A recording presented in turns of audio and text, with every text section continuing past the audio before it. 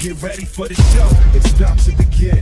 Pro fan talk when we dive right in. Sports talk, hot takes, ain't nothing we lack. We the real fans, nothing holding us back. Mic check, 1, 2, y'all know the drill. We bringing the energy, we keep it real. Touchdowns, liquid air on the slam dunks on the court. Every sport, every game, we holding down the fort. We breaking down the plays, dissecting the stats. Pro fan talk, we keeping it fat. Debating with passion, no filter, no doubt. We the voice of the fans, we scream and we shout.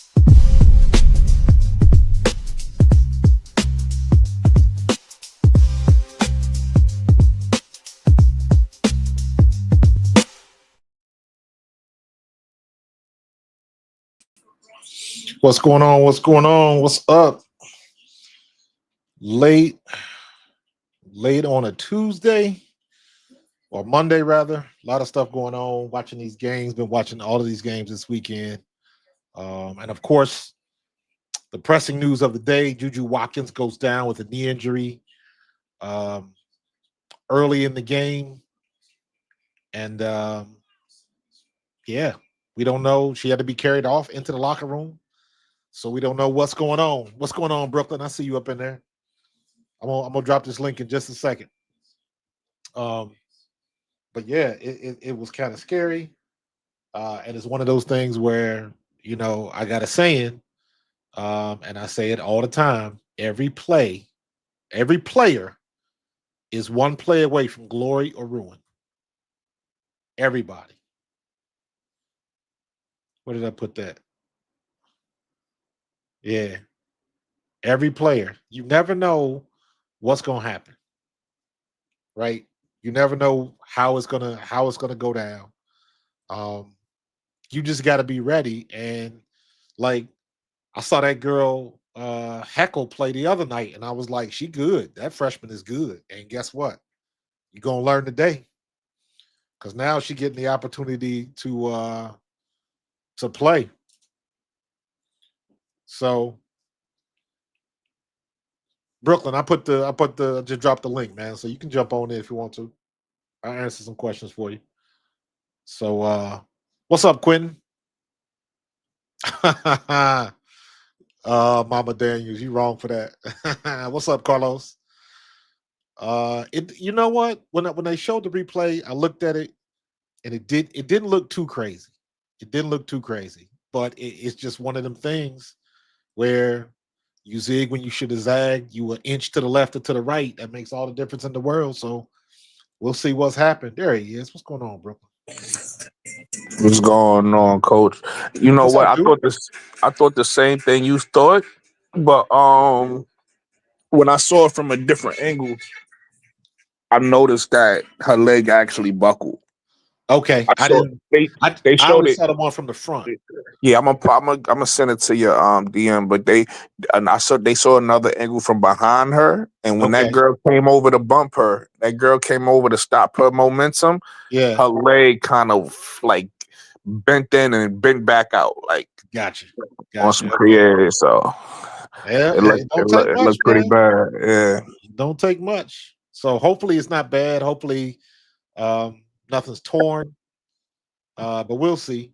At the very least, it's probably a bad sprain, maybe a partial tear. It depends. But anytime they got to carry you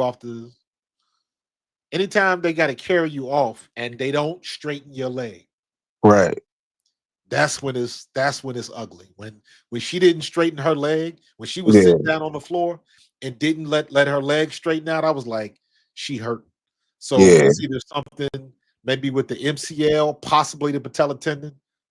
Um, Kind of like what happened to Kobe Dean, where his kneecap was all just in the wrong spot. So I'm sure we'll hear from it soon enough. But yeah, she done for this tournament. So well, there we go.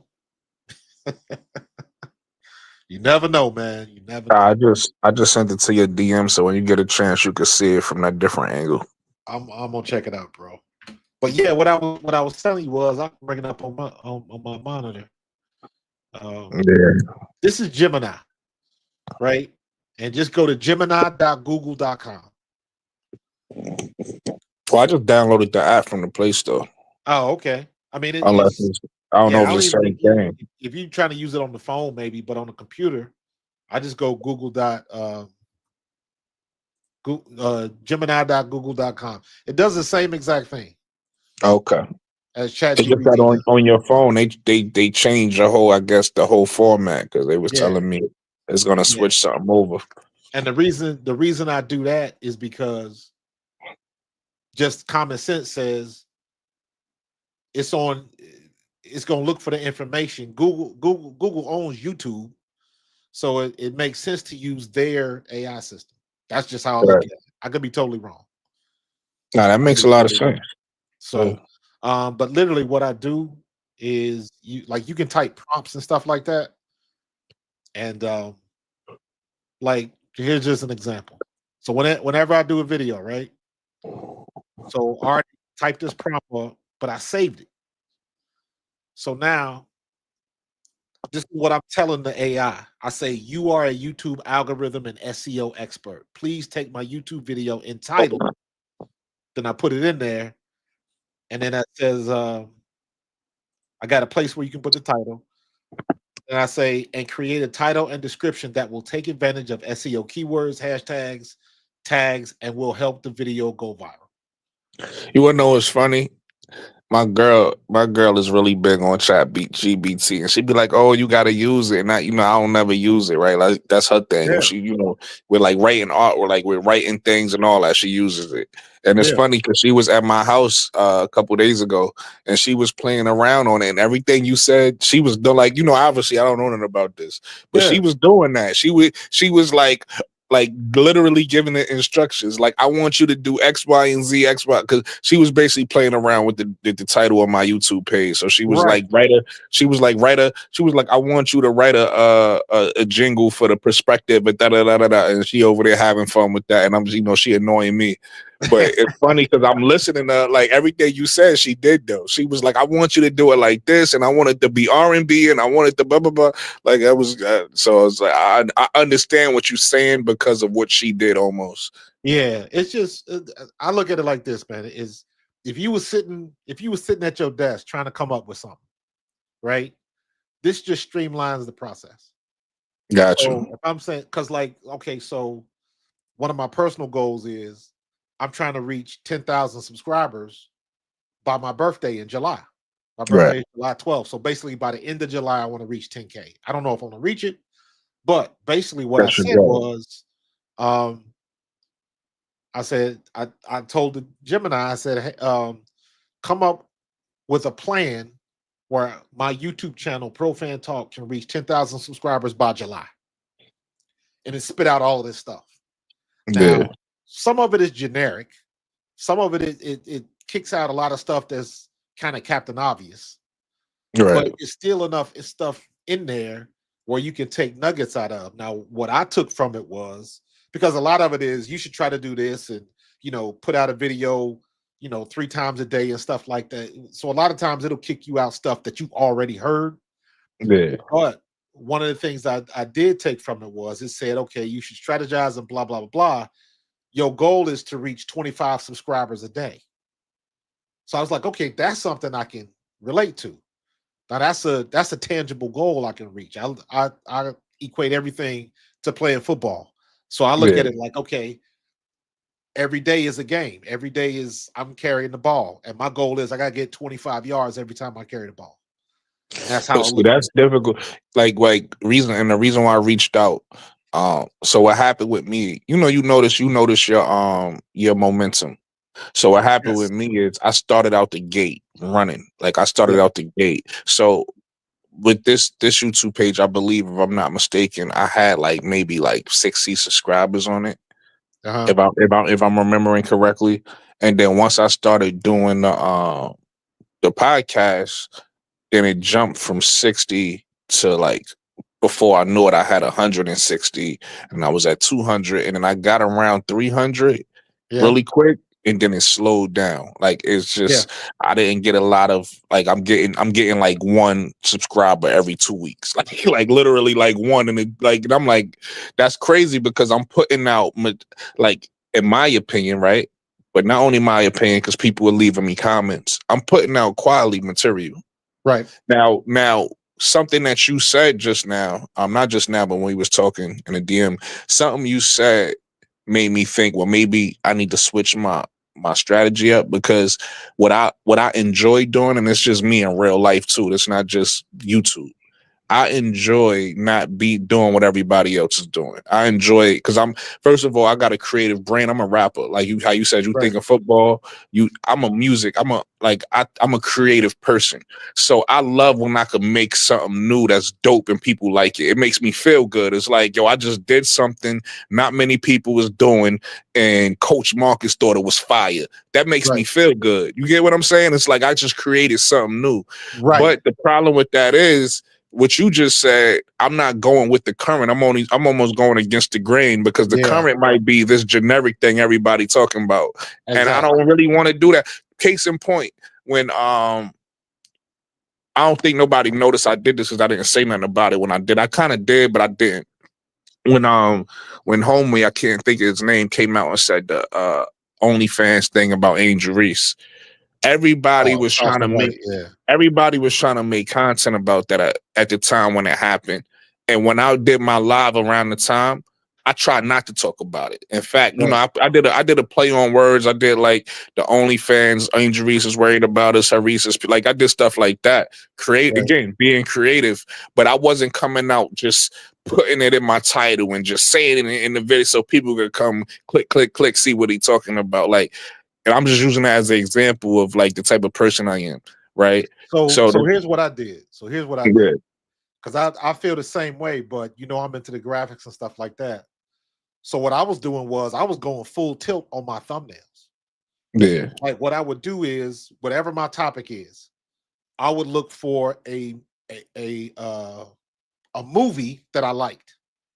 yeah, And then I would develop my thumbnail to look like the movie poster.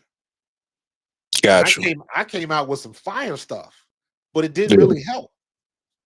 So, and then you start looking around and okay, well, what are the most popular thumbnails and stuff like that? So basically the same exact situation that you're saying. And you really got to it really comes down to what you want to do, because right, you can still do what you want to do. It's just gonna take longer. That's right, why yeah, when I and that's texted what's you, I said happening. unless you Yeah, get something that go viral yeah, for whatever reason, and then people start following you. My thing is like, don't be afraid to go with the current, because you can always every now and then you're gonna come through with something that's original. But what you're trying to yeah. do is you're trying to get people in the door first. No, that's a That's fact. That's I, a I fact. had to switch that pitch up real quick, because I had about 6 or 8 months of doing that. I was like, why ain't stuff growing? And then I'm like, if I go back now and look at my early videos, Yeah, 32 views, 50 views. If I got over 100 views, I did something. And right. even now, I still put out. Even now, I'll get 6,000 But see, subscribers. here's, I'm getting up there, but I'm still putting out videos. 32 views, yo, but 15 views. coach, here's the funny thing. I was talking to Case up about this earlier, because I asked him too, and he brought up the thumbnail thing that you said. So I kind of switched my thumbnails up Huh? to make it more marketable, or more, Yeah. more for people to grab it. But here's the funny thing about me though. This is making it so weird, coach. And I agree with you that doing it my way is gonna take longer. But I don't have an issue with views. I get views. That's the weird, and that's what's making me think. All right, so here's the weird thing about me. I get a lot of views, or at least a lot of views, for somebody on my level, right? I'm not getting a lot of views Right. for somebody with 1 million subs. I get a lot of views for somebody on my level. Like I'm getting the 1Ks and the one, you know what I mean? Like Yeah. I get up there. But it's not equating to people subscribing. So it's equating to people just watching me and moving on. So what I think is happening is this. I'm trying to be, again, going against the grain of what everybody's doing. I'm trying to Uh-huh. be one of the positive people in this space where I'm not dogging Angel Reese and I'm not dogging Caitlin Clark and I'm not dogging any of these players, right? What I try to do is I try to put out a positive video about Caitlin. I try to put something positive about Angel.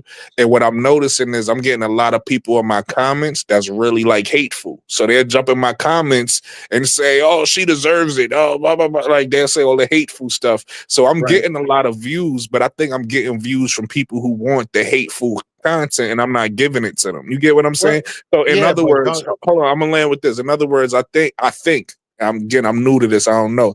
I think if I was one of those people to be like Angel Reese said this again, and you know what I mean? Like if I was dogging her, yeah. I wouldn't have no problems. Well, here's what it took me a minute to get disciplined at not responding. The greatest invention known to man is the on-off switch. Right. And I've gotten some stuff. I even had issue with some Caitlin Clark fans last year. I was on a Caitlin Clark or Indiana Fever Facebook group. So we watching the games and then, me being a former player, I'm giving honest opinion on what I see on the court. Right. And some people take it as, well, why you being negative? And I'm like, that's an obvious thing. If you watch sports, you saw what I saw, but you're not looking at it from that standpoint. You just want Joe Girl to be all world. I don't look at it from that perspective. I look at it as a coach because I used to coach. So I don't care how good you are. You can find some There's room things for that you gotta work improvement. on. Right. Yeah. And then I started going back and forth with them. Like they trying to accuse me of being negative. And I'm like, hold on. That's just an obvious observation that I saw from the game. Right. Where did negative come from? So, but what I figured out was just don't respond to it. Just let it go. Because what I've learned is whether it's good or bad, it's still traffic. And just No, but roll I with it. see that's what I'm saying. I'm not saying that like I had an issue. I don't have an issue with nobody in my comments. What I'm saying is I'm trying to make the subs make sense. So what I'm saying is because I'm getting so many of those comments from like positive videos I put out, I think the reason why I'm not getting the subs is because they want the negative material. You get what I'm saying? Like I think if Exactly. I was making a video that was like, look at Angel Reese crying again about being sexualized or whatever the case may be. If I make more of those, like I ain't gonna make those obviously, but if I made those, I think that I would get subs because I think a lot of those are the people that's viewing my videos. Right. But if you get the fall off, you get the fall off. That's why I say don't worry about it. Because you still gonna get what I call organic growth. Right. Organic growth is slow, but the people that rock with you are the people that rock with you. Facts. And I So do notice that. Like because not to cut you off, one thing I do notice, again, I might get those negative comments. That's cool. I ain't worried about that. But I get a lot of positive comments. Like there's a lot of people in my comments that be like, yo, thank you for making this video. We appreciate you. Or yeah, we could, you're different. I like the fact that you know what I mean? I get a lot of, that's how I know I'm doing the right thing. And that's how I know I put out quality material because I get that. I do get that. So I agree right. with you. Just keep doing what you're doing because the people that's gonna rock with you is gonna show up. What I figured out was where you at your subscriber base right now? I'm at like 474. Okay. So Or you at the point 479 and actually. you tell me how this has worked for you. What I found out is right when I hit about 400 to 500, Yeah. I noticed that I went from 400 to 500 quicker than I went from 300 to 400. Okay. And then I got to 600 quicker than I got to 500. So every time you move up a level, it seems to speed up. Now, when I Okay. reached 1,000, it took me 15 months to reach 1,000 to get 1,000 subscribers. Yeah. That's why I was telling you about Bro Claw. Bro Claw got his in like maybe 5-6 months or whatever it was. Yeah. But once I hit 1,000, it took only 3 months to get to 1,500. Then it only took me another 2 months to get to 2,000. So it speeds up a little bit the more the momentum Yeah. builds up. And then you kind of do the same things and you kind of get into your flow. A lot of times I forget to look at my analytics, and I gotta start getting in the habit of doing that. But like really looking at the video and saying and seeing um, where your viewership falls off, right? Because my videos, I put like a little 8-second intro in the video, right? But if I go to my analytics and after 6 seconds the viewership dips, well then maybe I don't need to have that intro. So that's the one thing the analytics can show you. It'll show you like a little graph that goes up and down, and it'll play the video and kind of track the graph. So on the dips, you can see the parts of the video that viewers don't like. And then Yeah. what you do is when the next video you make in that type of content, you cut it out. You want to know what's funny about what you're saying, and I'm gonna do that. I don't. You gotta tell me like exactly where to go do that because I don't know. But is that in YouTube Studio you talking about? Yes. Okay, but I know what you're talking about. But you know what's funny about what you're saying, and it just shows like um the ingenuity of the human brain. I do that without knowing the analytics. Like I watch my own videos and I'll be like, you want to know what? I probably don't need it. Like for instance, you know what? I literally just started doing this yesterday, and I'm gonna start trying to do this more in my videos. So the way I start all of my videos before yesterday was I will always start with my face first, and I'm greeting the people. Hey, what's Yeah. up? This is so and so. Da da da da da da da. But I could be wrong. I just literally just thought about this with no analytics and nothing. I said, you want to know what? Instead of me starting out with a big screen of me, I probably should start out with a screen of whatever I'm talking about because that's what really people here for anyway, right? And I Yeah. put myself on a little screen to the side, but I got the big screen of whatever you like. So for instance, the video I made yesterday was about Angel Reese being a blueprint. So I made sure that was the focus. Like it wasn't me because typically when my videos start, I'm the focus for about, like you said, 15, 20 seconds or whatever. And then I switch over to whatever I'm talking about. But there's something just popped in my mind as I was about to do the video yesterday. And I was like, maybe I shouldn't be the focus. Maybe that, and it's funny because K-Sap said that to me today about my thumbnail earlier because I was asking him similar questions. And he was saying that my thumbnail, I need to make the person, whoever I'm talking about, bigger, right? Because it was like I had a picture of me on there and a picture of them. He said I don't need the picture of me. You know, he gave me some pointers with that. So it's like, you know, I switched that up. But it's funny, before I even talked to him, I was thinking about that with my videos. I was like, you know what? Maybe I shouldn't start with a big screen of me first because, you know, if somebody who don't know me, never watched me before, don't know what I'm talking about, click on my video, they not gonna know because my page don't even say like woman sports, you know, Right. whatever. My page says the perspective. That can mean anything. You get what I'm saying? Yeah, and like you can see my screen in the background, right? Yeah. Let me see. There we go.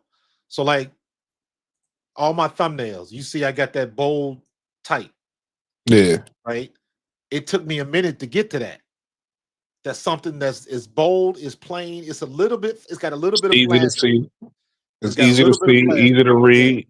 that's it. But if I go all the way back, I'm trying to see how far I can go back. Now you see, now I start getting the ones where it's just plain font, Yeah. and I got different colors. I got red. You see this one I did with Juju with the 40 points and all that type of stuff. Yeah. So I was trying to play around with stuff like that. I tried to do that one like they have the little graphic overlays on ESPN and stuff like that. I liked it, but Yeah. the more I would do stuff like that, you kind of figure out what works, and is really just like, listen, I got to do what's work. I did another one. You see this one with Hannah Hidalgo right there. Yeah. So I did that 3 months ago. I only got 300 views, 316 views. So sometimes the stuff works, sometimes it doesn't. And But then you want to know what made me start like paying attention to my thumbnails? I was on a YouTube studio the other day, and I watched one of their little videos, and they showed me that the way people, you know, they show you how people view your videos. So they right, showed me like my videos. They took like 3 or 4 of my videos, and they had like other random videos, yeah, and they showed me how people see the video, and that made me say, oh, I probably should have all my kind of like KSAP does his, I probably should have all my thumbnails kind of uniform. Yes. This way, if you somebody who likes my videos and you watch one and you see 3 more, you could be like, oh, that's him too. That's like, Correct. I'm gonna go watch. So that's kind of why if you go to my page real quick, you can see like how I started doing my thumbnails. I just changed them over. And the very last one that's up there is the one that I just changed more to make it even more you know, marketable for people. Yeah, just keep like this is where you got to mix the analytics because the analytics is going to tell you what's working. And what I had to figure out is the hell with what looks cool. You trying to grow. You Yeah. can figure out a way to look cool later, but right now you're Right. trying to get growth. Right. So it's like you got to buckle down and just do what you got to do. Now, like if you see some more of my thumbnails, I got different colors, I got different fonts. But now everything is pretty much the same color on all the fonts. Even this one, like I thought this one with when Shannon Sharp, when they found out he was messing around with the girl live on Instagram, I thought that was gonna blow up because I did that right after it happened. Yeah. 158 views. It just didn't pop. Right. So you still do your trial and error and you still do um try to figure out what's working. And then I got all these different colors, all of this type of stuff. Um, the one thing I have figured out is anytime I put Caitlin Clark on the cover, 2,700 views. So you can And also that's find stuff like that out too. Every time, no, that's what I was about to. Not to cut you off, I'm about to say that works the same way for me with Angel Reese. Like anytime I yes, do an Angel Reese video, and I titled it a certain way, Angel Reese Chicago Scott, it goes. yes, And the same thing, one of my recent ones, I just did Tyler Marsh. Same thing. It went right. one point is at 1.6 right now. So then like that'll tell you again. That's the algorithm telling you what's working. Mhm. So you ain't got to do all that, but just make sure like every week you doing at least 1 or 2 videos on Angel Reese, and then still do everything else. Yeah. But just it's telling you what's hot. So stick with what's hot. Like me, I'm being a knucklehead.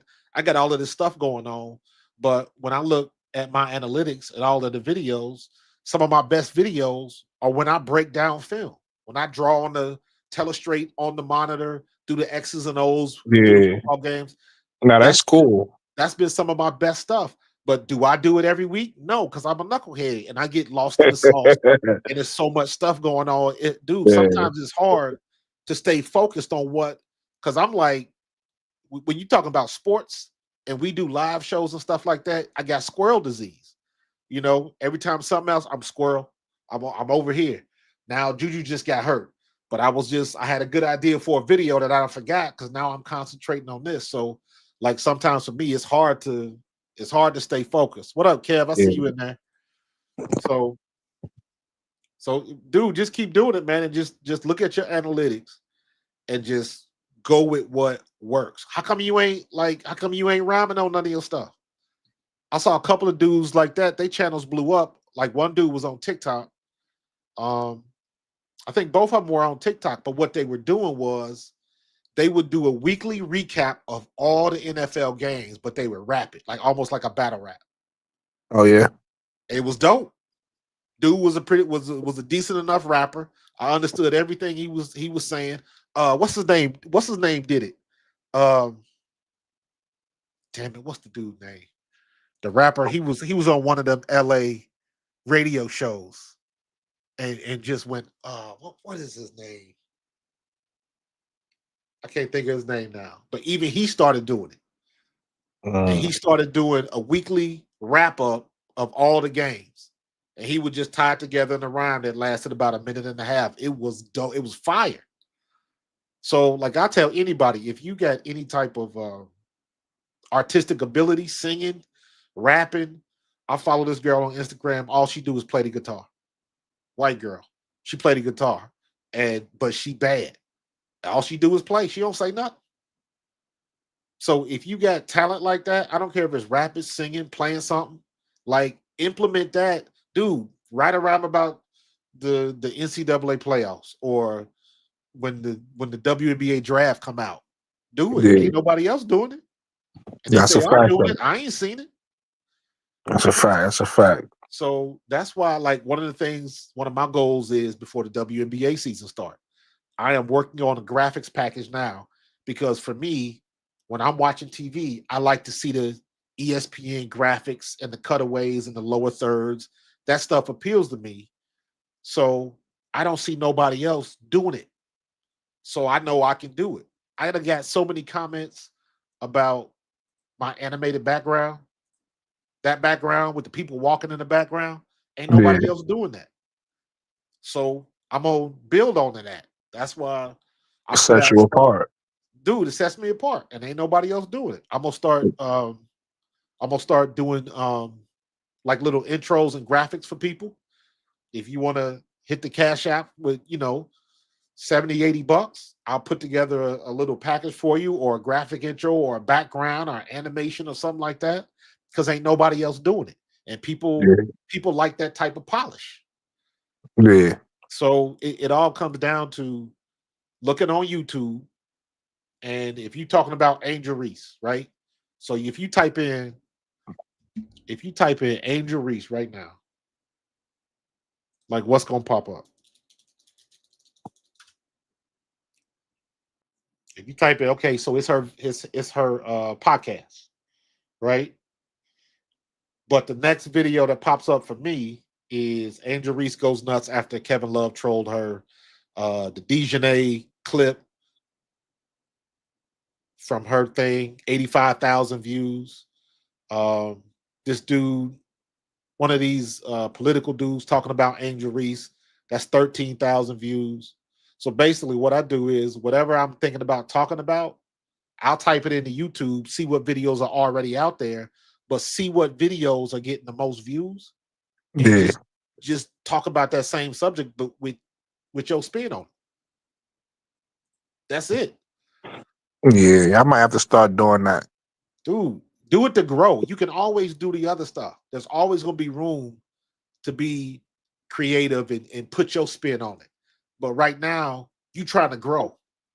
I had to learn that because I was, oh man, that thumbnail looked good. I'm gonna do it this way, and it looked good to me, but didn't nobody see it.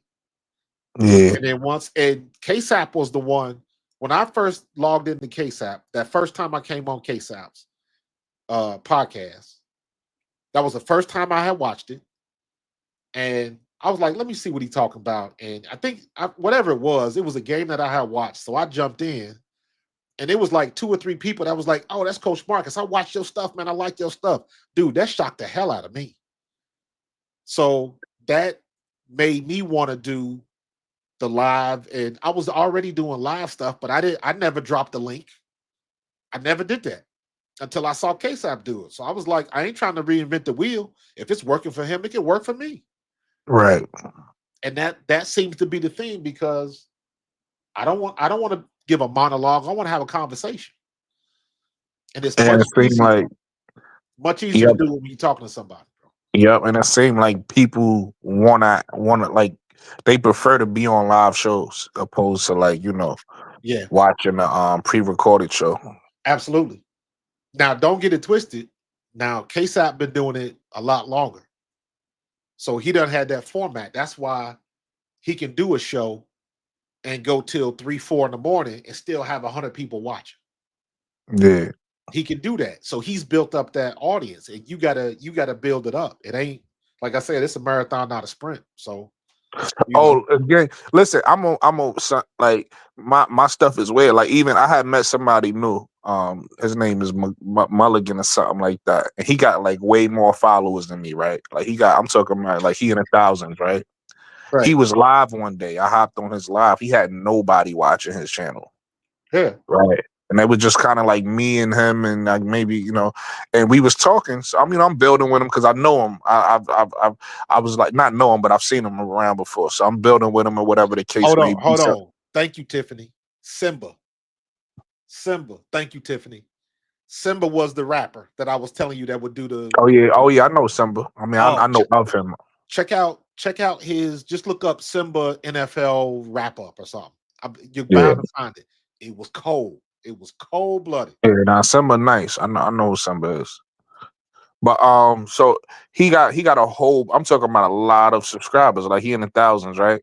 Probably Right. like let's just throw a number out there. I could be off, but let's just say he got like 23,000 or something like that. Okay. But he had nobody watching his live, right? Yeah. But he got way more subscribers than me. But it's funny because I only got like at that time probably like let's just say I only had like 300 subscribers. Yeah. But I be getting like oh, I mean, I don't want to throw a number on it, but I get like a lot of people watching me live. Like my lives, some of my lives go up to one. Like after when I finish, the lives will probably be up to like 300-400 or something like that. Right. Let's say 300. Let's say 300. My lives will go up to 300. But when I'm done and that video sits for a day or two, it goes Yeah. up to like 1,000 something people don't watch my live. You get what I'm saying? So it's weird. Like different people, it works different for different people. Like for me, I Right. don't like I said, my issue is to subscribe. I have no issue with views. People like me. Like it's something about my personality or something. People watch me. Like the views, I don't have no issue with views. My issue is subscribers.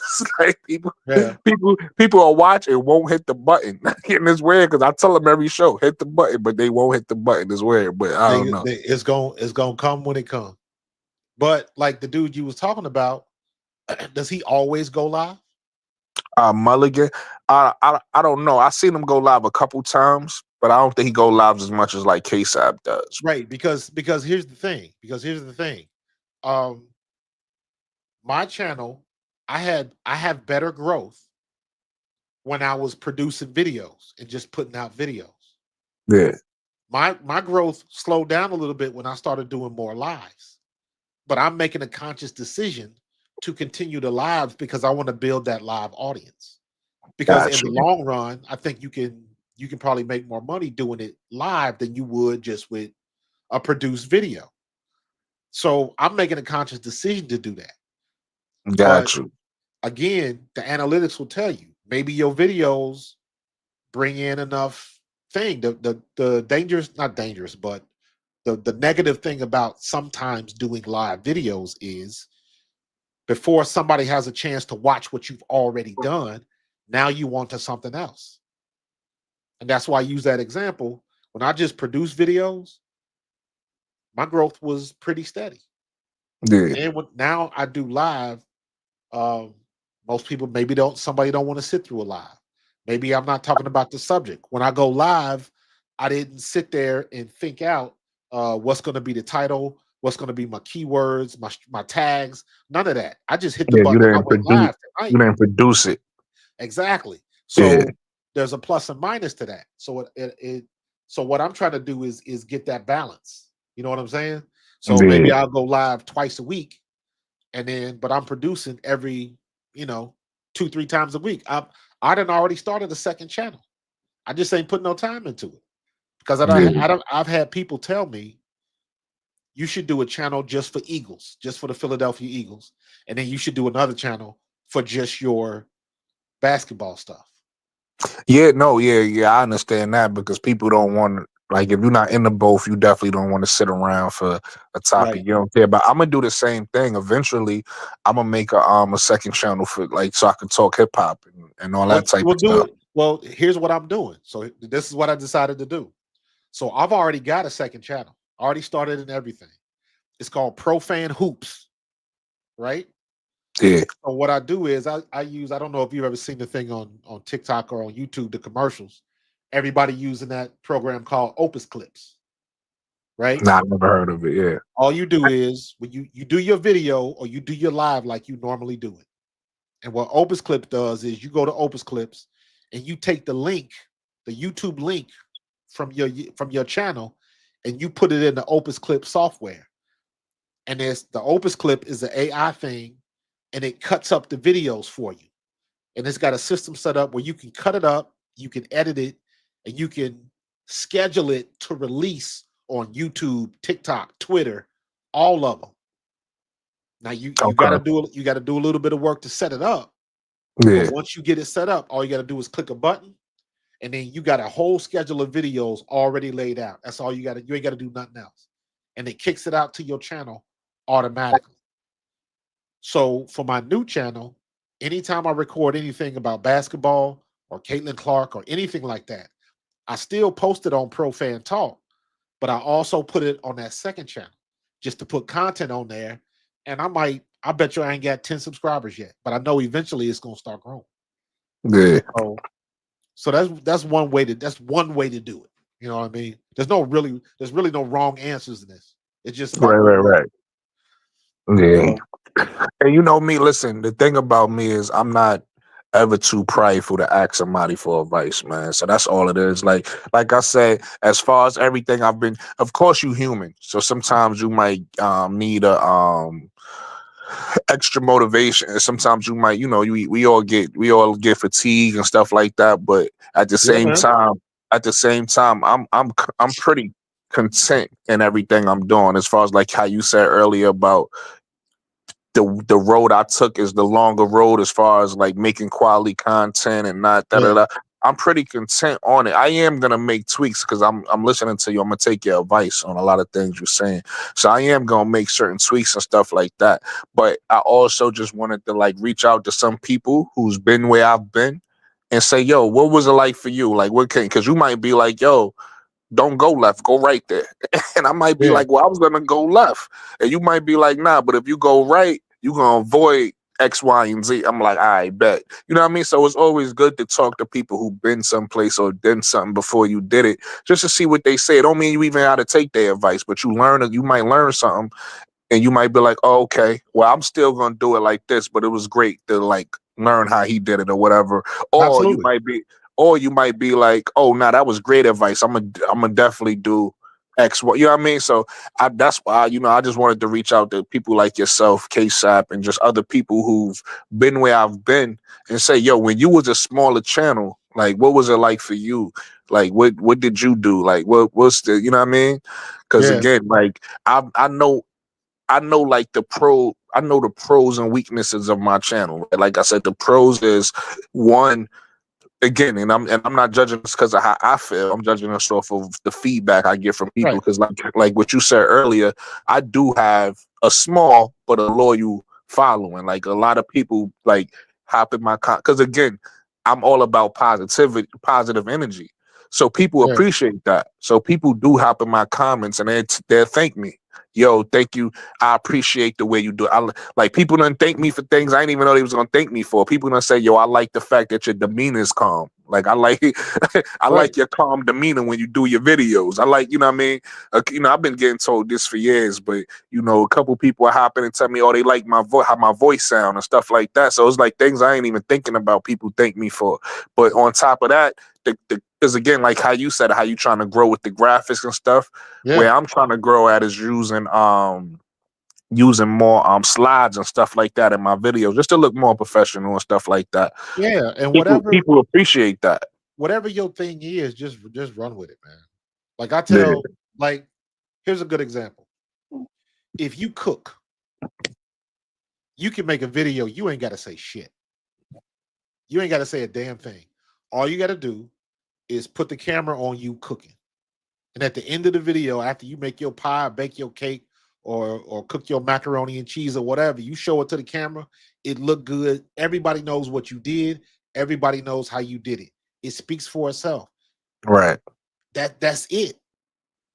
And It the funny thing keep it you simple. the funny thing you make that analogy, my best performing videos is like what you said, the videos I took time and I done put the slides together and it came out looking like how you said an ESP, it looked like a TV, it looked Yeah, professional.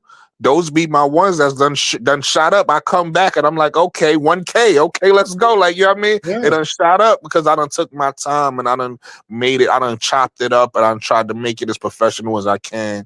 So yeah, you're right about that. Definitely. I'm still chasing that algorithm, bro. I'm still my best video. Uh, my best video. I did a video about Ryan Clark when he first left ESPN. I did a video. I didn't have a. I put a big picture of him, a big facial shot of him, Yeah.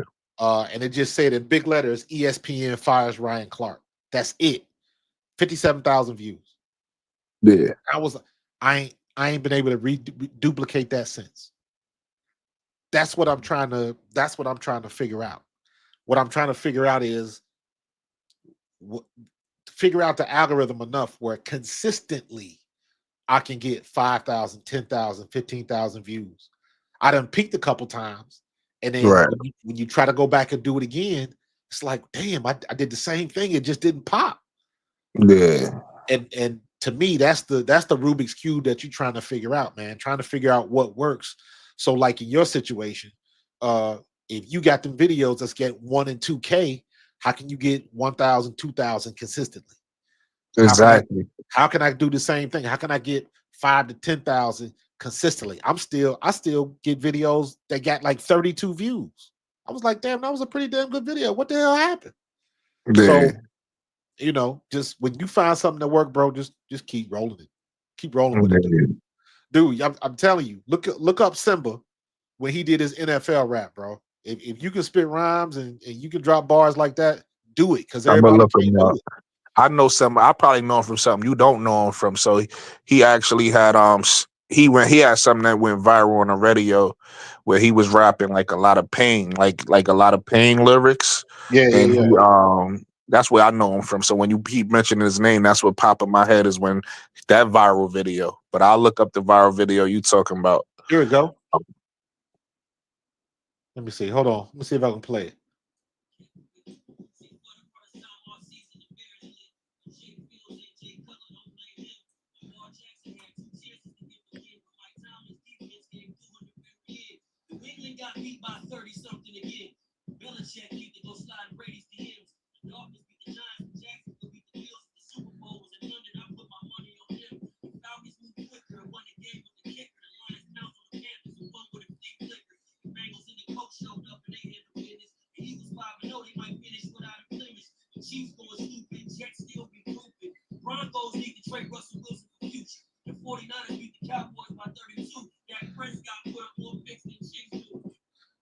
That's all it is, bro. Yeah, You can't even if you don't like him. I'm like, dude, that's fire. So I rock with somebody. He cool. He cool. I rock with him. ain't too many people that can do that. Yeah. So if you can do that and not sound like an idiot, you got something. Because like I That's look a at fact. him, I look at what's the dude that was on Sway months the dude that started on Omega, Harry Mack, the white dude. I don't know. Harry Mack, the white dude, he be what I think it's called Omega. That's the channel where everybody live, but you never know who you gonna switch on. So I never saw it. he basically it's like a live back and forth. You on live with somebody, but you never know who gonna be on the other end of the channel, and you just keep flicking channels, and whoever pop up, you can say yes, I don't want to talk to him. No, I don't want to talk to him. So everybody he talks to is random. Then he jumps on and says, "Hey, I'm Harry Mack, blah blah blah. Give me 5 words," and he start rapping off the top of his dome. Yeah. That's all he does, and he did that. Then he started videotaping himself doing the same thing, except he would go to a park out in LA somewhere and do the same thing. Get some people Yeah, I together. think I saw some white guy. I think I saw him do like that stuff before, Exactly. like in the Look like street. he looked like he a damn banker. Yeah. And he started that and he ended up on Sway. So as long as you get something that people like, people gravitate to. I saw this one today on TikTok. It's a heavyset white woman. She listens to music on a treadmill. And she walk and she kind of do a dance on a treadmill. That's it. And people loving her. She done got like 197,000 followers and all this. And bruh, find something that work and just do it. If people say they love your voice, man, put that voice to work, bro. Oh yeah, yeah. Nah, I ain't worried about the music. Like if I start, that's one thing I've been doing that for years. So I know people will love that. I kind of separated from the like you said, the sports stuff though. But I'm probably I was thinking about doing an intro for my channel. Do it. Yeah, because everybody, when people see me, they go, "It's Brooklyn," in the house. So Yeah, I was gonna put something together with that. heck yeah, do it, man. A little 30-second, maybe 20 seconds. Do it. Make sure you got your copyrights and all that kind of stuff. You Oh yeah, know, yeah. Nah, I know people that do original. I'm gonna get all original yeah. stuff. But yeah, man, do it, man. And don't forget to this is me being a coach. Don't forget to set your goal on what you want. Like what's your goal? You ain't doing this just to make videos, or maybe you are. Maybe you're doing it just for the love Well, of it. my goal, I mean, I don't know if this is what you asking, but I always tell people my goal is simply just to grow the game. So, me and my boy talked about this the other day, right? This is probably like not the other day, it was probably like 2 months ago or whatever, but we both in it for the same reason. And Yeah. the monetary stuff is extra. Like, of course, I want to get monetized, and of course, I want to, that's all part of the goal, and that's the fun of it. But my main goal is, I love this shit. Like, I love talking sports. I love talking basketball, and I want to grow the game. That's it. So that's my goal. Yeah. But obviously, um, the extra perks that come along with that is, I want to get monetized and all that stuff too. You know what I mean? But I'm not Absolutely. doing this. I'm not doing this for the money, or I'm not doing this to get monetized. I'm not doing this for any other reason. And I love the game. So my goal is really just to grow women's basketball. And that's why I try to make the videos the way I do, because it's like, yo, we don't have like me and you. This is the perfect example for anybody watching who might not know this about me and might not know this about Coach. But I'm an Angel Reese fan through and through. Coach is a Caitlin Clark fan. We don't have to have beef. You get what I'm saying? So that's why I make my videos the way I make it, because it's like, yo, I don't have to shit on Caitlin Clark because I'm an Angel Reese No. fan. But I see, don't have to do that. I like Angel Reese too. Exactly. Again, I So that look at my perspective is always as a player that played at the pro level. So right, my look, how I'm looking at things is different than a fan. That's why my podcast is called Pro Fan Talk. right, I've been on both sides of it. So, I'm not looking at trying to just bash somebody. I'm looking at Caitlin Clark like, girl, you need to start moving when you ain't got the ball. Your right, defense is a little trash, so you got to get them feet moving like different things like that. Angel Reese, right, you was rebounding your ass off, but you were missing a lot too. So right, so it ain't coming from a place of hate. It's like I'm a coach. I want to right. see you succeed. Yeah, So constructive criticism. yeah, And my exactly. and my whole thing is, I don't care if we agree. I don't care if we disagree. As long as we do it respectfully. Like, people act like people be afraid to have those talks. Like, you can have talks with people. Like, not for whatever reason, we know how it all started with Angel Reese and Caitlin Clark. But if you take a look at, you in the football, I'm in the basketball, right? If you take a look at a Kobe fan, right, and you take a look at, like, for instance, let's use me. I'm a perfect example. I was a Tracy McGrady fan. A Ooh, lot of T Mac. people, a lot of people don't know that about me, because Kobe is more popular. But I always would tell you, I would argue. Like, I eventually gave up the argument once Tracy started to get hurt and things like that. But I always felt like Tracy was better than Kobe. But that Yeah, don't mean I fucking hate Kobe fans and I gotta be like Kobe. You know what I mean? I don't gotta disrespect yeah, Kobe off and vice versa. It's like, my point in bringing that up is, you always gonna have fans of different players. It don't yeah. mean that it's beef. It You don't get mean what I'm saying? We could disagree. It's gonna yeah, be times when dude. we gonna disagree and argue and say nah, and then we can leave it alone and then move on and go have a drink and move, We whatever it is, move on. But for whatever reason, when it come to Angel and Caitlyn fans, they feel like it's all out war. It's like, nah, we gotta hate. I hate you. Like, you know dude, what I mean? it's everybody. It's the environment that we in right now, because to your point, nobody you can't agree to disagree.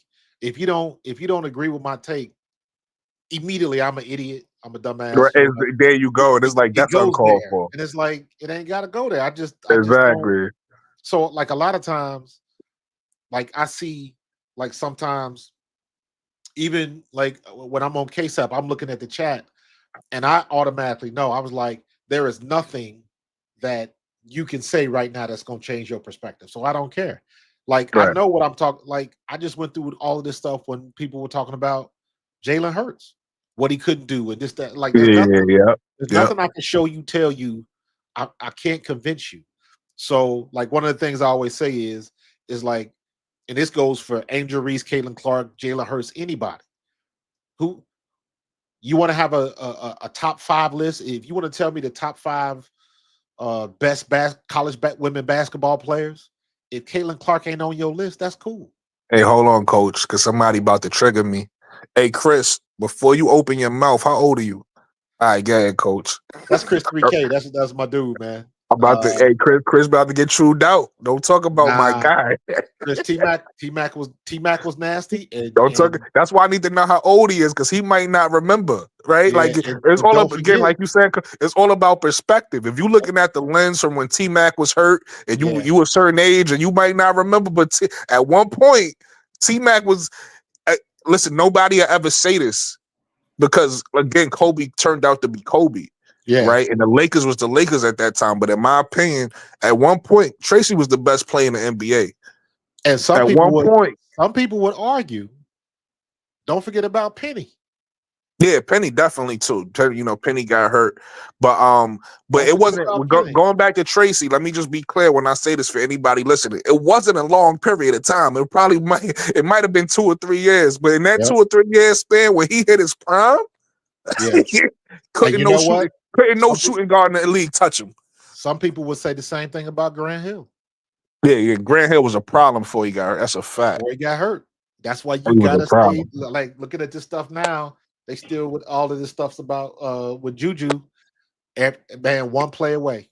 One play One away. play away, But you bro. want to know what's funny about what you just said? You ain't even notice how you connected the dots just now, coach, right? Because you want to know what made Tracy Tracy? Grant Hill getting hurt. Grant Hill Because getting hurt. when Tracy left Toronto, he left Toronto to be Grant Hill's number 2. And the fact that Grant Hill was never healthy, he had to be a number 1 in Orlando. Yeah. Because they was going to Orlando to play together. But Grant Hill was leaving Detroit. And Tracy left Toronto. They both went to Orlando to play together. Grant Hill was going to be the number 1 option. Tracy was going to be his Robin, his sidekick, his Pippen. Bro. But Grant Hill was hurt, so Tracy turned into, you know what I mean? He turned into Batman. I'm a product of that, man. I'm So a Chris, watch your mouth, Chris. there was hold on. You got me, coach? yeah, I got you on here. What's Who going this on, is dude? Chris? Yeah, that's Chris. That's my guy, Yeah. Chris. What's Man. up, Chris? I got to push back because First, wait, before you push back, how old are you first? old enough. I need to know what old enough mean. I need to know who I'm talking to. Old enough to watch the game and push back on that. Let me say this: Mac was great. There's no denying that. He was never better than Kobe, dog. He'll tell you that himself. He was never better than Kobe. The thing about Kobe that people don't realize is, and it kind of fly under the radar. If you look at, I would say, all-time great players, wings, and all that, Kobe was probably the least physically gifted of any of them. So some of the things that Mac was doing or Bron, Kobe didn't have the 40-inch vert. He didn't have the explosive first step. So it's things that, T-Mac or even Vince that they had athletically that to the eye test, I mean, it may look like he That's was fair. so much better than him. He was never better than Kobe, man. He'll tell you that himself, dog. You Maybe haven't made an athlete, argument yet. I'm gonna just let you know. I'm gonna go when you finish. You ain't make one argument yet. but never better. What made him better? Like, I I'm mean, about to tell you. I'm about to tell you. As soon as Go you ahead. finish, I'm gonna respectfully let you go. Okay, because that was my thing. Is like Mac was All never right, better. cool. This what made him better. I don't know how old you are, but again, if you pay attention, right, to 2000, from 2000, 2001, 2002, 2003, summer 2004, right? If you Mhm. pay attention to those years, you go look at Kobe and Tracy matchups. Now, go look at what you remember. You remember what Kobe had, right? You remember who was on those teams? Shaq. All right, Shaq. yeah, Shaq was one of the pieces, yes, and the main piece. But Kobe. All right, so let me break it down to you. Just told me how great Kobe was, right? So you can agree that you just said nobody was better than Kobe, right? Not none of them shooting guards, right? You can agree that Kobe's talent level was MVP level, correct? Yeah, Kobe's talent levels Okay, were strength. okay, we agree with that. We agree with that. And obviously, Shaq was an MVP level player, correct? Oh, of course. All right, so you had two MVP level players on the same team, and that was a championship team. We know that they three-peated, Yeah. right? Mm-hmm. When they ran into Orlando, who outside of Tracy? Remember, I just said the number one who was supposed to be the number one was hurt. He wasn't even there. Tracy went there to be the number two. He ain't go there. That's another thing too that people got to realize. Sometimes players could develop into something that they ain't even know they was gonna be. Because when Tracy was in Toronto, he wasn't the number one. He was the number Right. two, Yeah. right? When he came to Orlando, and this is respectfully because I love Vince, he became better than Vince for a Mm-hmm. couple years, Mm-hmm. right? And I love Vince. Vince is nice. That's not no slight. Vince is one of the best. I feel like Gilbert Arenas made this point, and I don't quite agree with everything with Gilbert Arenas said about Vince because he kind of like OD'd. He kind of said he was lazy and all this other stuff. But I feel like Vince could have reached another level he never made it to. Mm-hmm. You get Yeah, what I'm saying? I agree Mm-hmm. with But that. Tracy ended up surpassing Vince. You get what I'm saying when he went to Mm-hmm. Orlando.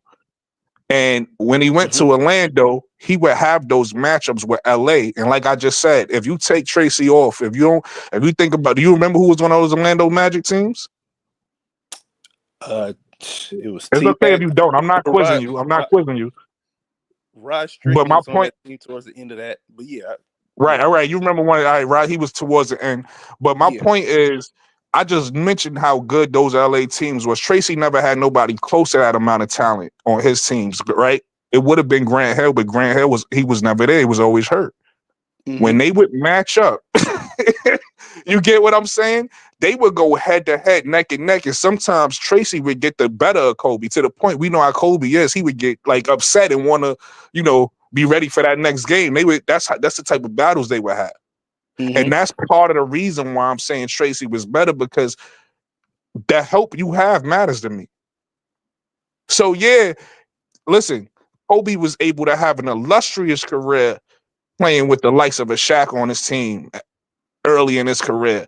You get what I'm saying? That's why I said, I don't know if you was listening to me in the chat. I said eventually I said I came off the argument because Tracy ended up getting hurt. Kobe had more longevity. So now I would never say today, right now, I would never say today Tracy was better than Kobe. But what I did say, again, I don't know how much you was listening to me.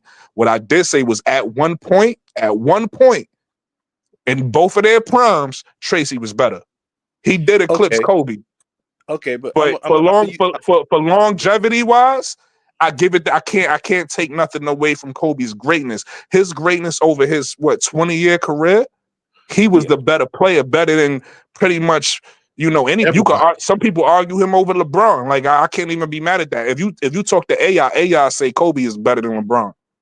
You Mm-hmm. get AI's another one of my favorites. So I can't argue with that. If you feel like Kobe is better, LeBron is better, cool. Whoever you feel, you feel. But That's I that's would never always a put weird one. Tracy, and I'm gonna land with this. I would never put Tracy in that argument because he didn't have the longevity. He ended up getting hurt. He had back injuries and shoulder injuries and stuff like that, and later on a knee injury. Mm-hmm. So he never was able to have the type of career he could have had for me to really fight today and be like, nah, I'm gonna stand on it. He was always better than Kobe. I can't stand on that.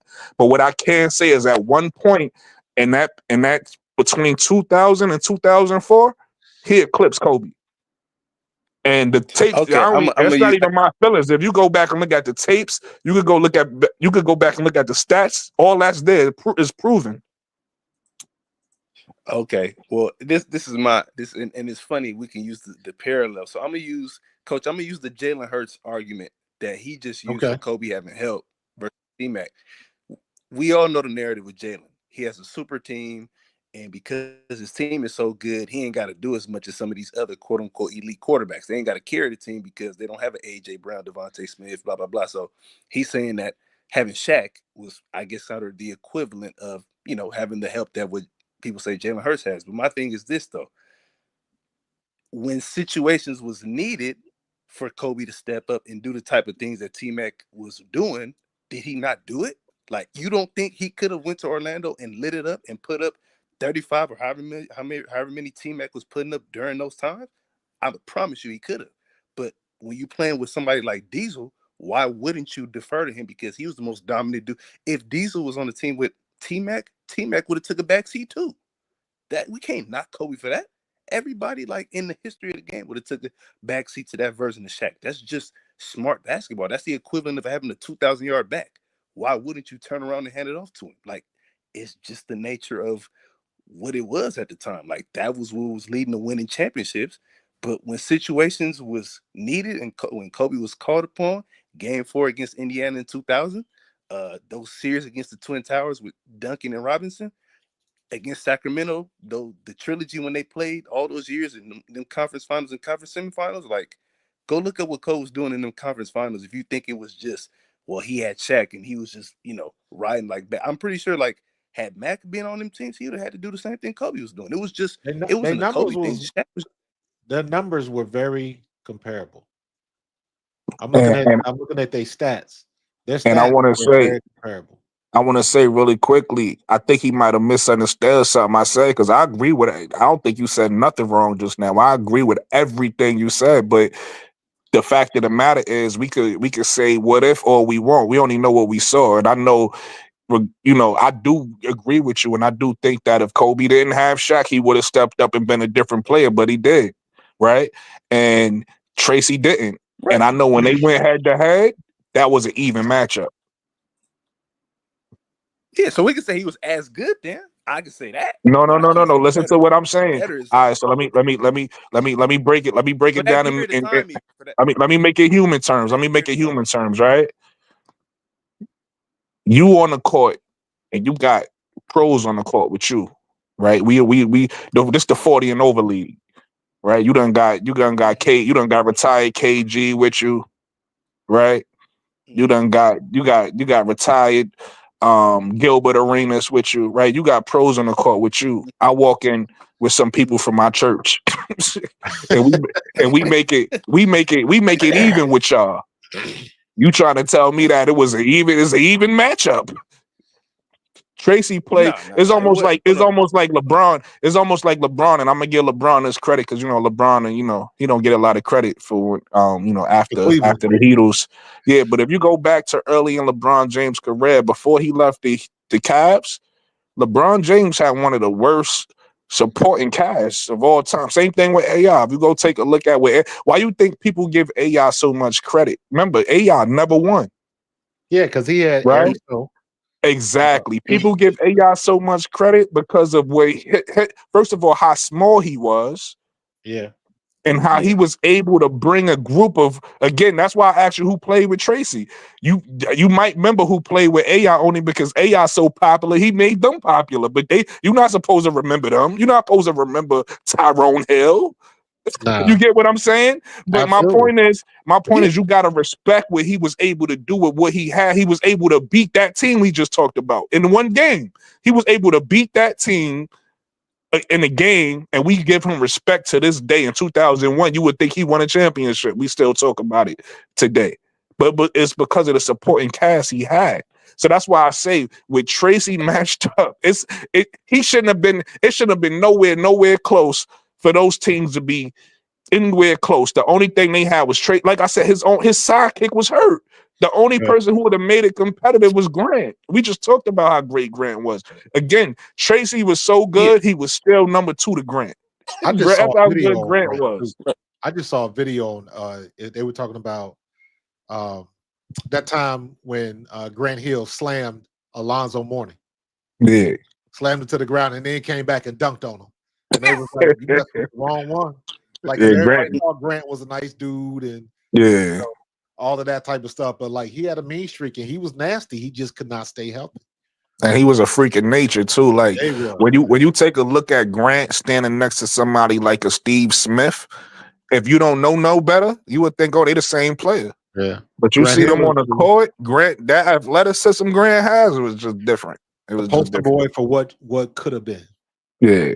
What could have been, man. So again, listen, I'm not arguing with you, homie. Kobe was nice. I'm not here to diminish anything about Kobe. I'm just saying I remember being a fan. I was a Lando man. So little backstory about me. I'm gonna make this quick because I don't want to be long-winded on Coach show.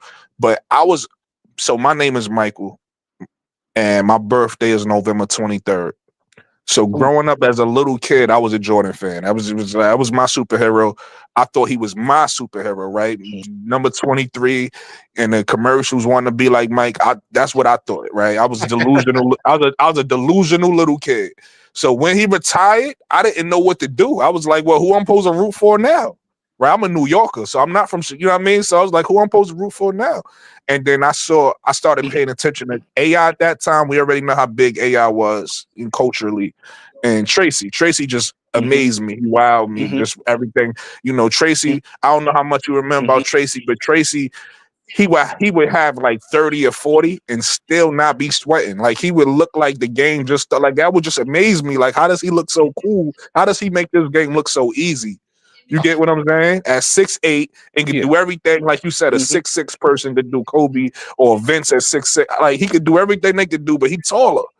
Right? Like it was weird to me.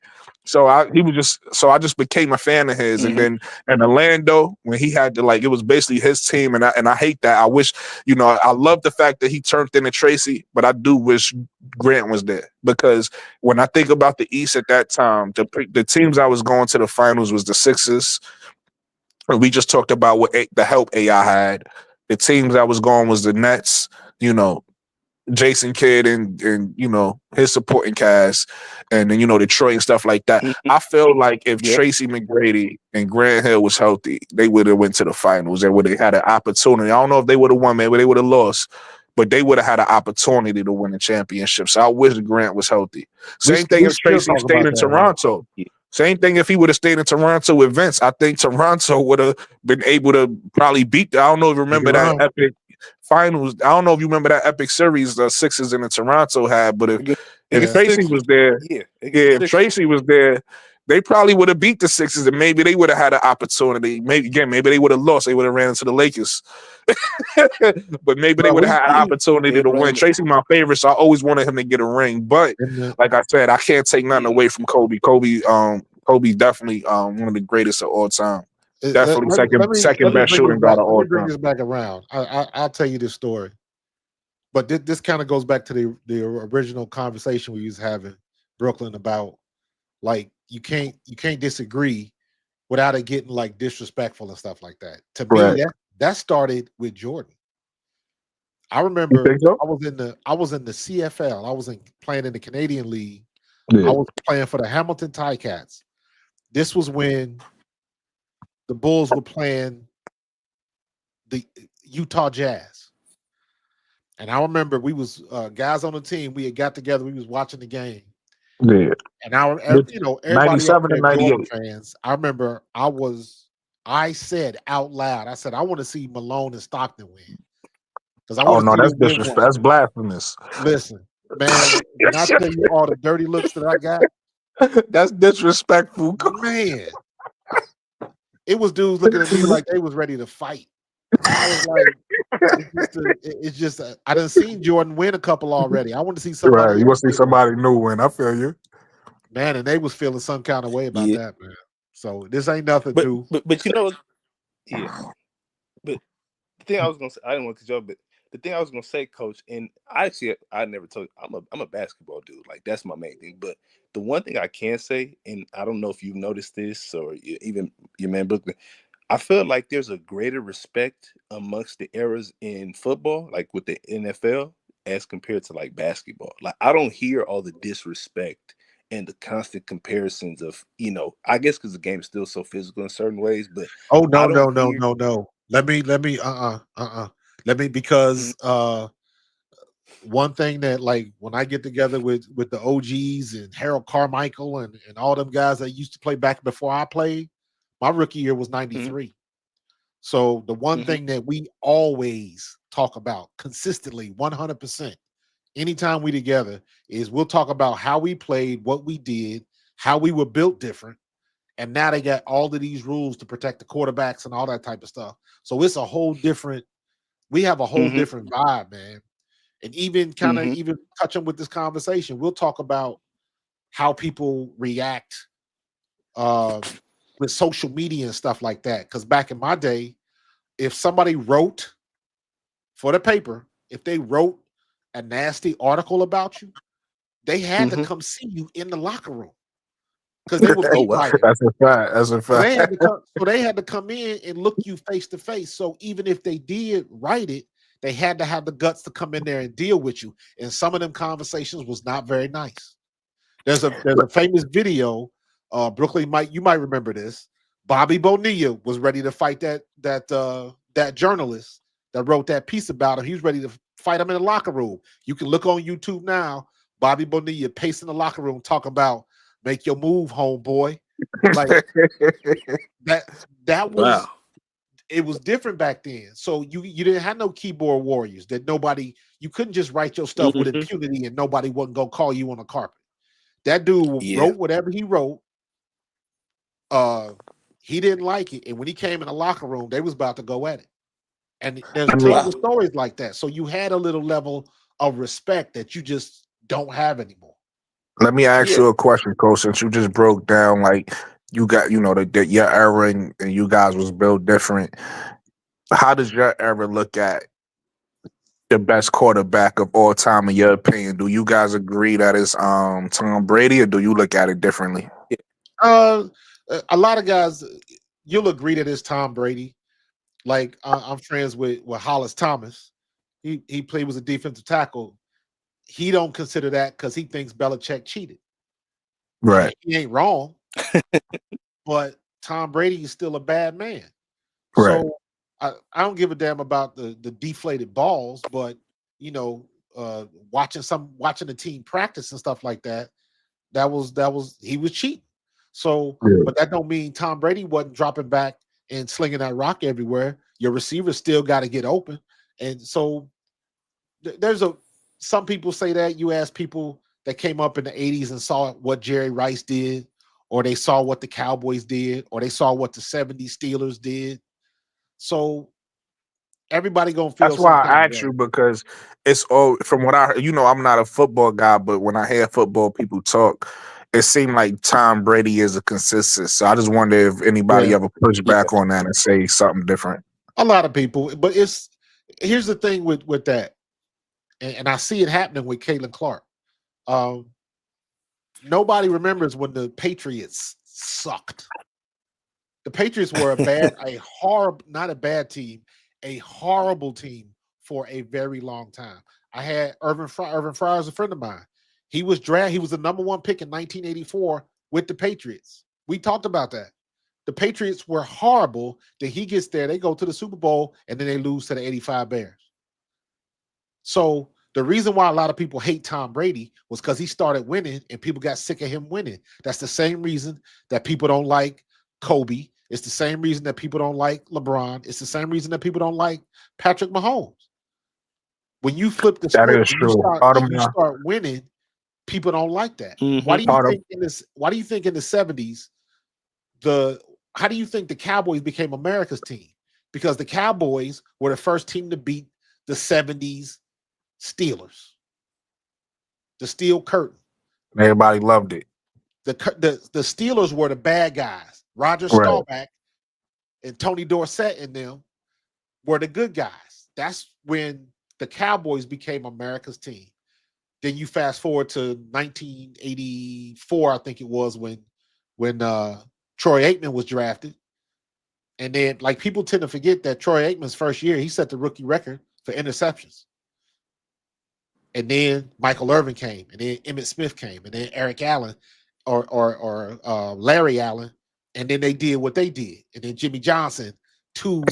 It's So funny. It sounds like you talk about the fever. 'Cause look, exactly. in year two, then Yep. came to Wanabana, and then Yep. Here's the thing with the fever, though. Here's the thing with the fever. Right now, as far as I'm concerned, I'm seeing all these videos of them practicing and all that kind of stuff. I'm like, they supposed to practice. That ain't no big deal to me. Because right yeah, now they just paper tigers. They look yeah. like they got a good squad, but how many times has a team, don't matter what the Well, sport is, baseball, football, basketball, how many here's times my has an organization put together a bomb squad and they and, didn't beat the and they squad? didn't deliver. Here's my issue with what they did, though, Coach. Right. I like all of their moves they made in the offseason. I don't have a problem with one of them. You know what I mean? And some of them may be questionable. I'm like, I don't know why they picked that person up, but I don't have no issue with none of their moves. I think they made all the right moves. Here's my issue though, and this is always my issue with teams that get stacked. Because I was saying the same thing about the Liberty when they talking about they Right. wanted Satu. It's only one ball, It's only one and ball. certain people gonna have to sacrifice shots. I want to know who gonna want to make that sacrifice, right? This is year 2 for Caitlin. I think her attempts gonna go up. I don't think she's gonna sacrifice. Kelsey Mitchell is used to shooting the ball a certain amount of times. I don't know how much she's gonna sacrifice. And Aaliyah Boston, remember this is only year 3 for her, so she's used to, she's on an upward trajectory. So I don't really see her sacrificing. So that's telling me DeWanda Bonner's gonna have to take less shots than she's used to, and Natasha Howard is gonna have to, she's gonna really be the sacrificial lamb in that starting lineup. I need to know, are they gonna be okay with that, right? Because if certain, like, let's just say DeWanda Bonner comes there and she start to put up a few attempts that other than Kelsey Mitchell, what she used to, how they gonna handle that? Or if all now that they got all these good players, the odd person out is Aaliyah Boston, and she don't really get the ball like she used to. You get what I'm saying? Like one of those core pieces is, I want to know who's gonna be okay not getting the ball. Yeah, but That's my only issue with them. Think about it last year. They said the same thing about that last year, and it took a minute. But when her and Kelsey Mitchell finally got on the same page that second half of the season, you saw what they could do. Because, as much as I love Caitlin Clark, she shot what, 36%? 32%? I was just about to say that. Kelsey Mitchell was the best shooter on the team. And really, you can say Lexi Hall, but Lexi Hall, she came on at the very end. So her percentage may have been higher, but she didn't have nearly as many shots.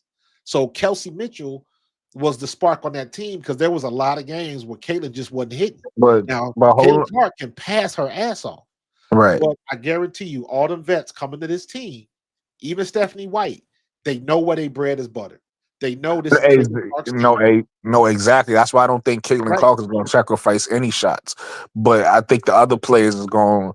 We going to have to see. But here's again, what you just said about last year. I don't think last year was a problem, right? Even though it took them a while to gel or whatever the case may be, because you got to realize it's a reason why in basketball the term duos exists and the term big threes exists. You don't hear big fours or big fives a lot. You get what I'm saying? So it's like the only time typically that you got 4 stars on your team, if it's one of them a defensive player or one of them is a elite passer. So like if you take a look at Rondo on the Celtic days, they went from a big 3 to a big 4, but Rondo was cool with setting everybody up until he became a star his own right, and he was like they fast break guy. And then what happened? They lost Ray Allen, right? And then if you take a look at the Warriors, when they had KD, the Warriors had a big 4, but Draymond isn't a scorer. He's okay sacrificing. You get what I'm saying? So that's what I'm saying. When you take a look at this Indiana team, I know the big 3, if they go through the big 3, which is Caitlin, Kelsey, and Boston, it'll be fine. But that means now if you're telling me they have a big 3, DeWanda Bonner has a sacrifice and Natasha Howard has a sacrifice. I just want to know if they ready for that and they can, I don't think Natasha Howard will have a problem, right? Because she's more of a defensive player. She can still score. She done had some 20-point games last year, so she can still score. And then if you take a look at obviously DeWanda Bonner, she one of the leading scorers of all time in the WNBA, but she's older. Like she's at the end of her career. So maybe that's what I'm saying. You don't think she's starting? No, okay. I thought she was going back up. Sophie Cunningham. You think starting? Probably Aaliyah. Aaliyah. Wait, what you mean? I'm confused. Aaliyah Boston. Of course, she the center. Of course, she's starting. No. I'm saying DeWanda Bonner is going to be her backup. DeWanda Bonner can't play no center. I'm thinking they're going to mix it up, because the one thing about Aaliyah Boston, and I like Aaliyah Boston. I don't love Aaliyah Boston because Aaliyah Boston does not play center like somebody her size. She does not pull down rebounds with authority like somebody that's 6'5". So let me ask you a question.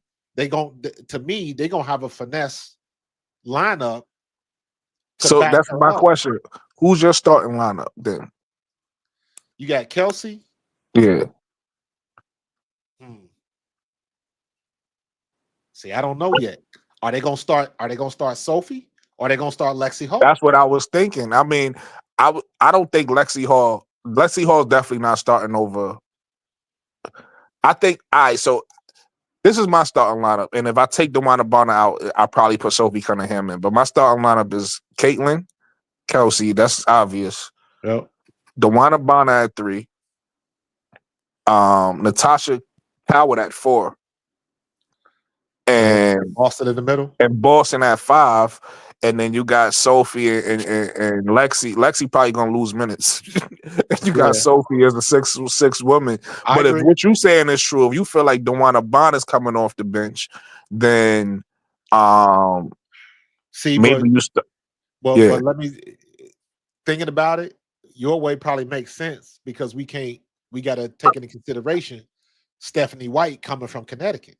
So she used to DeWanna Bonner. And she used to DeWanna Bonner, and remember, Nelissa Smith is gone now, so y'all got a hole at that 4. So that's why I was putting Natasha Howard. Putting Natasha Howard, and both of them. That's really interchangeable because DeWanna Bonner and Natasha Howard, they both about 6'3", 6. They both about 6'2", 6'3" apiece. So they both could play. They interchangeable at the forward positions, and either one of them could play the 4, and one of them could play the 3. Right. Natasha Howard is obviously a better defender, perimeter defender, and DeWanna Bonner is a better scorer. Here's the problem with DeWanna Bonner. I think she's a great shooter, but I think she's a streaky 3-point shooter, and I don't know how that's gonna work if she y'all used to Kelsey Mitchell knocking them down, so DeWanna Bonner start taking them, missing them. That's gonna piss some people off. And you also you got more options. Sophie gonna knock him down. Sophie Cunningham. Well, she I'm knocked him looking at down it that from shot. this point. So think about last season, right? And let's just look at the upgrades. Last season, when Caitlin Clark was off the court, who did they put in? When Caitlin Clark was, it was your girl that's not there no more, Wheeler. Yes, Erica Wheeler. She was a walking turnover. She's gone. Y'all got what's her name now from the Aces? Yes. Yeah. So where did Wheeler go? We got Jalen Brown. We got Sydney Colson. You remember where Wheeler went? I forgot where she went. Who? Erica Wheeler. I forgot what team she went to. She on Seattle or some shit. I forgot. Let me see. She was not good last year at all. I didn't think. Is she with LA? She with LA? She might be with LA. It still has her with Indiana. Okay. Well, we know she's not there no more. No. It is Seattle. Yeah, see, I know it was one of the weird teams. That means she's just gonna get into it with Skylar Diggins, so that's all. That girl. Ugh.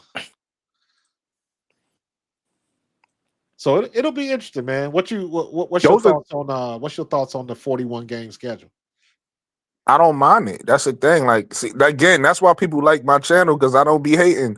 My problem with the 41 game schedule is I think the I was gonna make a video on this. I ain't make it yet, but I think the WNBA mistake is not recognizing who they number 2. They did the last year, right? I agree. They put all their eggs in Caitlin Clark basket, and they act like Angel Reese has no star power.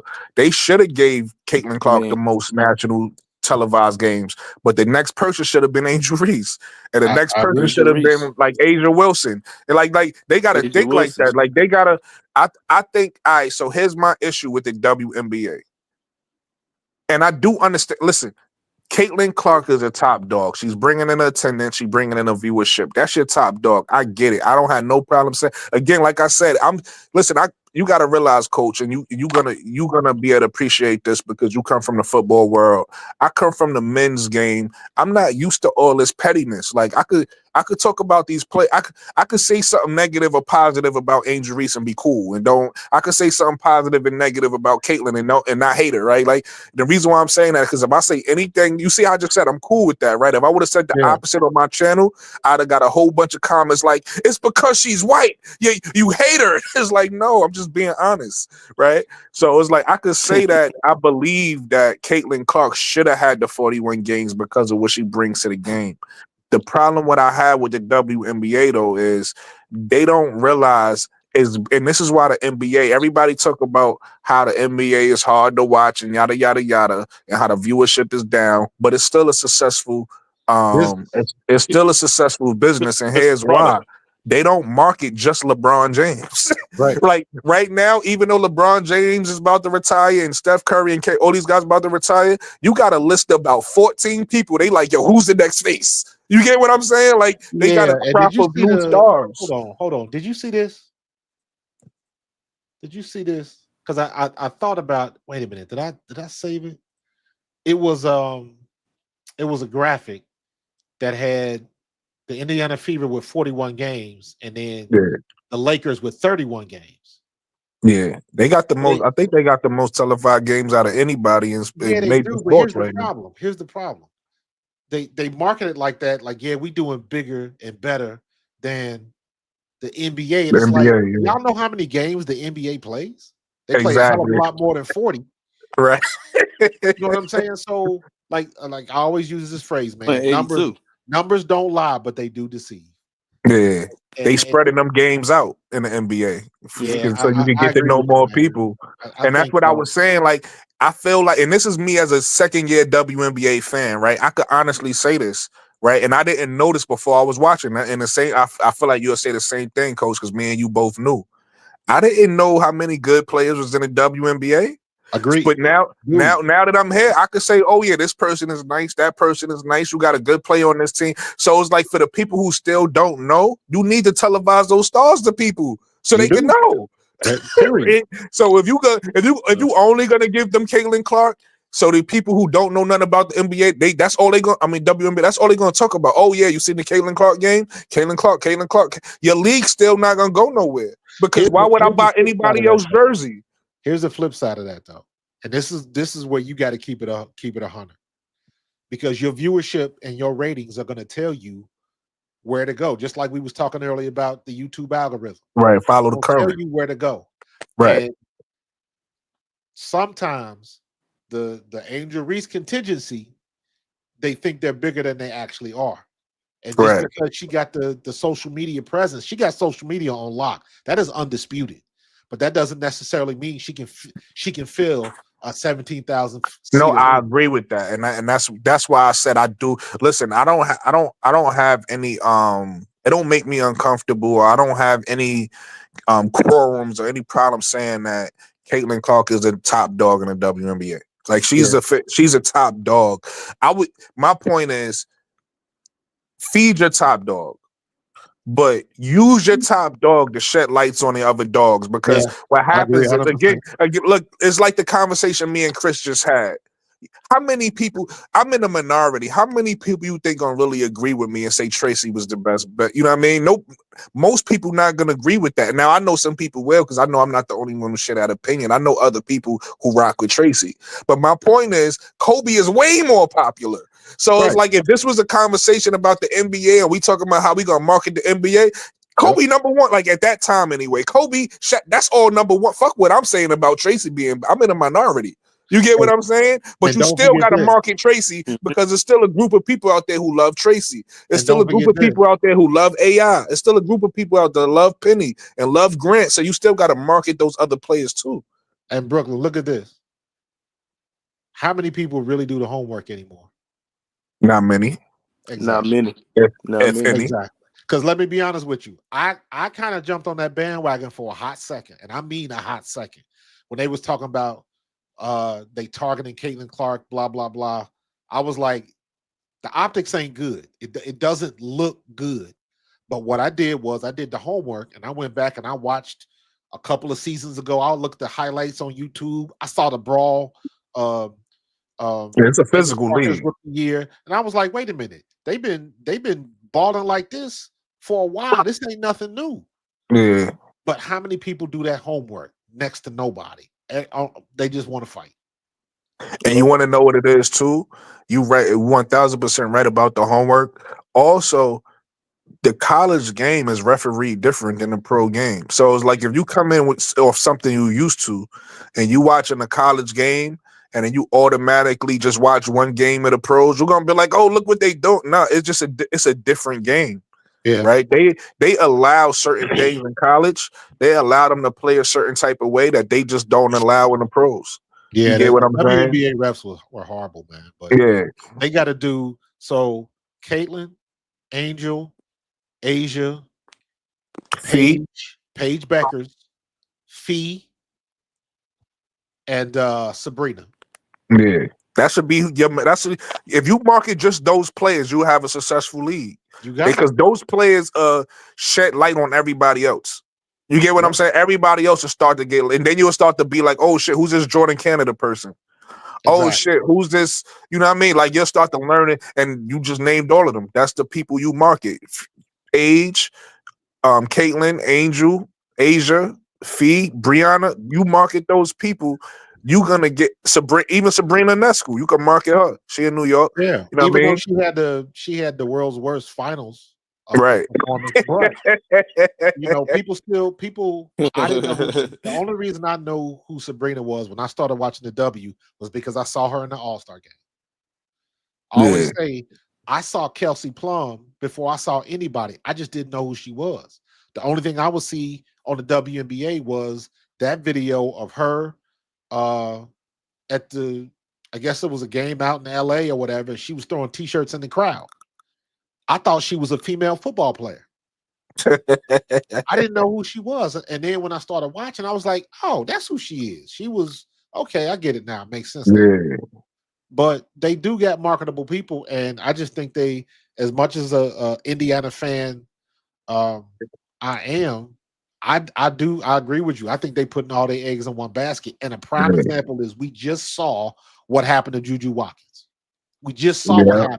So what Man, happens if Caitlin Clark gets hurt? man. What they And gonna like I Oh, do? it's gonna be said, over with. I don't mind her getting the most games. She should I get don't either. the majority of them. But You're they right. need to make sure that, it's not just her games.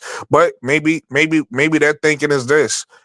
Even though Caitlin Clark got those amount of games, she still gotta be playing somebody on the other side. And maybe that's how they That's get their true too. market. Maybe Absolutely. that's how they feel they get their market. And not for nothing, man. This is leverage for them, whether they want to admit it or not. Because my thing is like, why y'all mad at whoever kicked in the door? It don't matter who kicked in the door. The door is open. So stop Yeah. getting mad at the person that kicked the door in. But this is leverage because all of this is going to come into play because what they're going to do is, and this is my thought, the WNBA ain't stupid. They know the CBA is coming up next year. And so all they're gonna do is they're gonna bring up these numbers from This all year. those Caitlin Or Clark no, games. it is next year. I'm thinking it Yeah, is next year. they're gonna say, look at how much our viewership went up Yeah. because it really don't matter. And this is another thing where the numbers kind of lie to you a little bit. If Caitlin Clark is averaging 16,000 everywhere she goes, but Dallas or Chicago is only averaging 7,000. Well, let's not forget that Chicago only plays in an arena that holds 7,500 people. Yeah. So if they get anything Yep. over 6,000, they pretty much pack the house. And it's a lot of teams. Dallas is like that. Chicago is like that. And it's Uh, another as opposed to Mystics. somebody like Seattle. Yeah, Mystics is like that too. Mystics, Mystics got the smallest arena. Minnesota is like that too. Minnesota got an arena that fits 20,000, but they average attendance is like 5. Damn. Well, it's So Minnesota. So that's another thing too. You gotta realize, and I'm correct me if I'm wrong, Coach. It works like this in the NBA. It might even work like this in the NFL, but I don't know about the WNBA. Oh shit, Jason Tatum just got hurt too. I'm watching the fucking highlights. yeah, somebody put that in the chat. Everybody getting hurt.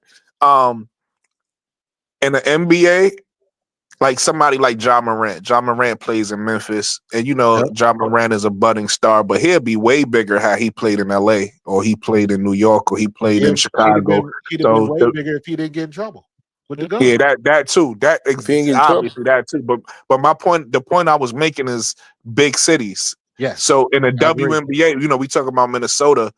I'm assuming it got to be the same in sports, right? In the WNBA, you want your big city teams to have the best stars on it because that's going to market your league. That's what people want to see in the New Yorks and the Chicagos and the LAs and these different markets. That shows how big Caitlin Clark is because Yeah. Indiana is like what a mid major. It's not a major city. It's like a best. mid city. It's not a small city. But also the flip side of that is think about it. I look at the WNBA like how the NBA was right before Jordan hit. Because remember, when Magic and Bird happened, they was watching, Magic tell that story where they won the title and then they went to the hotel room to watch it on tape delay. That's how bad the NBA was. Yeah. Then when Jordan hit, He took it to another level. When Jordan hit, ESPN happened. Yeah. ESPN started in 78. But Sports Center took off when Jordan was doing the dunks. So the way I'm relating this is the WNBA is where the NBA was in 84 because they finally got somebody to kick in the door. Now everybody's watching. And they're going to use that leverage to say, hey, we got 20 million viewers higher than what we had the previous year. So we're going to need more CBA money, media rights money, all of that type of stuff. Yeah. So what they're gonna do is you're absolutely right because I remember them talking about this. They're gonna so they signed the deal. I forget how long it is. I think it's like a 10-year deal, something like that. They signed the 10-year deal with a certain number. I think it's like 2 million or whatever the case may be. Yeah. But they're not gonna keep it for 10 years. They're gonna keep going back to your point. They're gonna keep going back and negotiating every couple years, every couple years, negotiating for higher until they get the number they're looking for. So you're absolutely right. And think about what they got. Think about what they got coming. Pages this year. Who's next year? Lauren Betts. Lauren Betts, but I'm gonna say Tanaya. You got Tanaya Lotton, and you got the Flage. Yeah, Flage. I know I'm gonna forget some people, but yeah, Flage. I got your back. I'm an expert when it comes to this, so I got your back. Then after that you got Juju. Then after that you got Juju. Then after that Hannah's in the Juju draft. Hannah's in the Juju draft. But in 2028 you got if I'm not mistaken, I think that's the Keone McMillan draft and all of those people, the rookies from the freshmen from this year. So you got a lot of good people coming down the pipe. It's a girl named Michaela Blakes. Keep an eye on her. I don't know if from Vandy. Yeah, she 2028. So women's basketball is in a great place, man. Yeah, the one thing that Caitlin and Angel showed was that your college fan will follow. It's going to translate with you. Yeah. And I ain't never seen that before in women's sports. I'm gonna be honest with you. A lot of people comparing Caitlin